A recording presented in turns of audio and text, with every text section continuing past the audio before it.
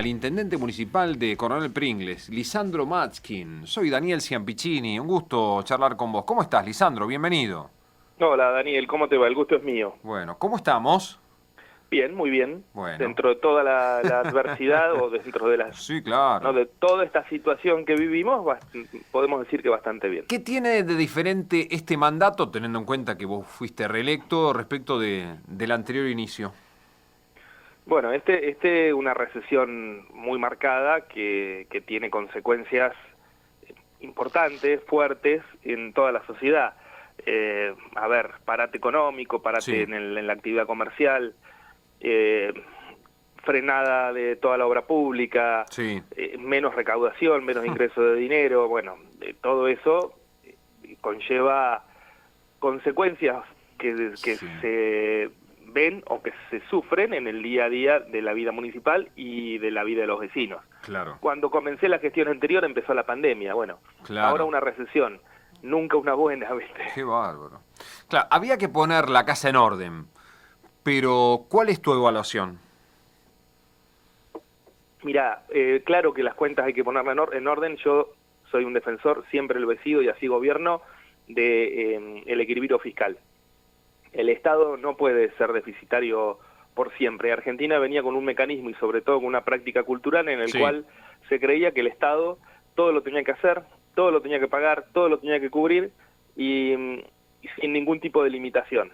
La era de todos derechos y nada de deberes u obligaciones. ujú, Bueno, todos los desequilibrios, sí, en este caso empezamos hablando de un económico, pero también los desequilibrios en el hábito cultural, conllevan o traen consecuencias. La consecuencia es esta que vivimos, o sea, Argentina, un país que debería ser potencia mundial, tiene más de la mitad de su población debajo de la línea de la pobreza. Una total locura. terrible. En términos históricos y de justicia para con la sociedad argentina, es una locura lo que hemos hecho con este país. Bueno, eso tiene que modificarse, eso tiene que cambiar, porque si no el país es inviable, no tiene futuro. Ahora, el tema es cuál es la metodología para eso, ¿no? Y ahí es donde podemos empezar a debatir si esta metodología de llevar al equilibrio fiscal en el transcurso de unos pocos meses o la mejor metodología es hacerlo de manera gradual, consensuada, buscando mayorías que avalen esto. Es para mí el fondo del debate, no Claro, si tiene que haber o no equilibrio fiscal. Para mí es claro. una cuestión ya saldada, El tema es el ya quedó cómo. demostrada. El tema es el cómo, claro. ¿De qué El manera? tema es el cómo, exactamente. Y el cómo puede ser de dos maneras, sí, de dos maneras. Rápida o más despacio, puede ser más impuesto o más dialogado. Y bueno, en eso estamos viviendo un proceso que creo que no se había visto en muchas décadas de cambios rápidos, fuertes y más bien impuestos y no con consenso. Sí. ¿Podrá salir bien o no? Eso lo veremos con el transcurrir del tiempo. Mira, estaba mirando los datos del INDEC respecto de cómo bajaron los niveles de compras en los supermercados. Fuerte caída en abril, 17,6% respecto a igual mes de 2023, 17,6%, y en el año la baja es más del 13%. Estamos hablando de las compras y ventas en el supermercado, es decir, la gente que compra ahí, alimentos Sí, especialmente, lo ¿no? elemental. Lo elemental, lo básico. Sí, a ver, imagínate que si baja eso, cómo baja el consumo de otras cosas que no son Claro, tan claro. primordiales como la alimentación. Sí, sí, sí. El que tiene un comercio de indumentaria, lo que es la construcción, que con todo lo que mueve la construcción, o sea, cosas que son importantes, pero no es la prioridad número uno. Imagínate, baja la prioridad número uno, cómo impacta en el resto. Sí, sí, sí. Eso se vive y se vive muy marcado, ¿no? Y todos los que vivimos cotidianamente en roce constante con el comerciante, con el constructor, con el prestador de servicios, con el empleado, Sí.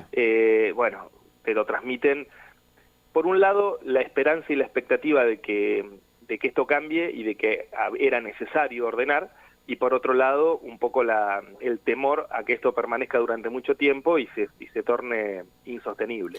Sí, porque el tema es cuánta gente queda afuera, ¿no? Por decirlo de alguna manera. Hay una vieja frase, ¿no? Hay que hacerlo con la gente adentro. Bueno, indudablemente cuando los desbarajustes son muy grandes y querés acomodar, consecuencias trae. Pero bueno, hay que tratar de que sea con el menor costo social posible, porque en definitiva los que integramos una sociedad somos seres humanos, ¿no? Hay abuelos, hay niños, hay personas con discapacidad, o sea, hay eslabones vulnerables en la cadena social que requieren de atención y de contención, porque si no, bueno, a ver, ¿en qué clase de sociedad vivimos si no cuidamos a los más vulnerables? Claro, claro. Y con las cuentas, ¿cómo haces? Porque seguramente ha bajado la coparticipación, que es el ingreso más importante que tiene el distrito. Bajó la copa, que es 2/3 de nuestros ingresos, claro. Y bajó la recaudación de tasas también, claro. No mucho, pero bajó 5 puntos. Bueno, claro, que hacemos austeridad a pleno. Ni más ni menos que lo que veníamos haciendo durante todos estos años. La nuestra es una administración muy prolija y muy austera. Dialogamos mucho con las partes, con los gremios, hay un congelamiento en el ingreso a la planta municipal, personas que se van por jubilación o porque consiguen otro trabajo, no incorporamos otros en su reemplazo. Claro, pero tenés un hospital ahí, que los insumos seguramente aumentaron muchísimo. Que se lleva el 40% de nuestro presupuesto, claro.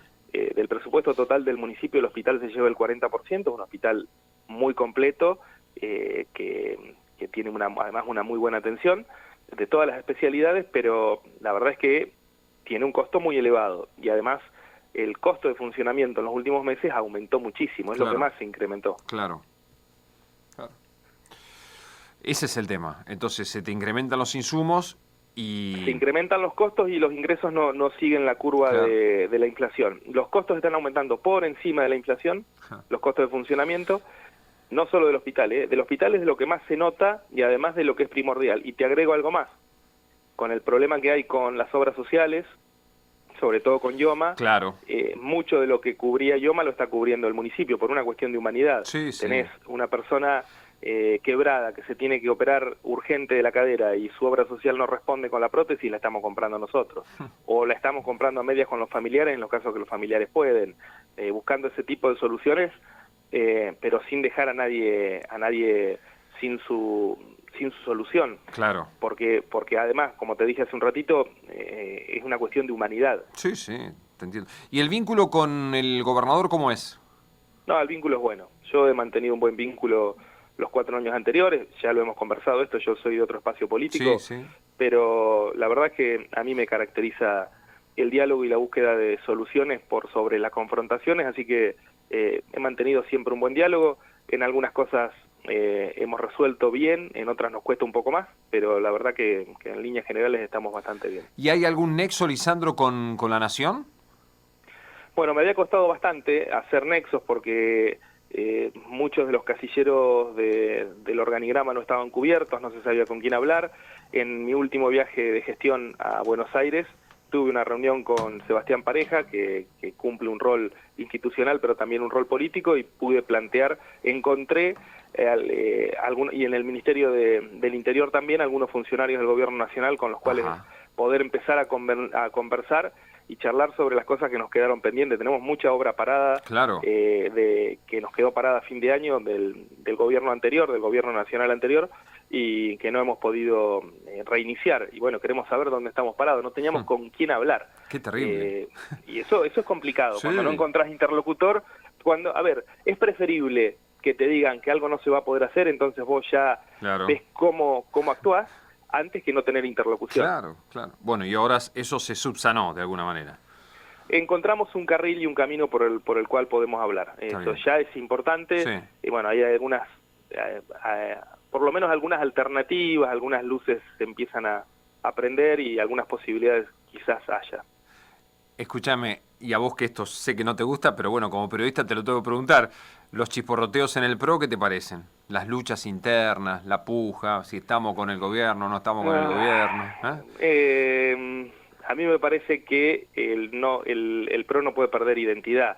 Más allá de que yo soy vecinalista, soy muy cercano a la estructura del PRO, trabajé y trabajo muy bien cerca de Diego Santilli, y me parece que lo que no tiene que perder el PRO es su propia identidad, su propio proyecto de país, y después ver cómo hace para acordar electoralmente con los que venía acordando o nuevos acuerdos, pero lo que no puede es desperfilarse, no puede desintegrarse.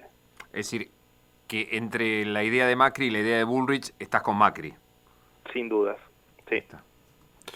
Eso no quita que haya algunas cuestiones que uno o que quiera que le vaya bien al gobierno nacional o que apoyaría, ¿no? Pero creo que no puede desperfilarse el PRO. Escúchame, tu papá te dijo este es el último mandato, ¿no? Ya está eso hablado. Lo hemos conversado, además legalmente no puedo seguir. No, lógico, tenés razón. Es el último, así que ya está. le voy a dar el gusto. Claro, bueno, ¿tu papi bien? Bien, trabajando. Bueno, Lisandro, con ¿sabes 73 años y todo, pero trabajando. Qué bueno, ¿eh? Y aparte le dejaste la empresa a vos, así que...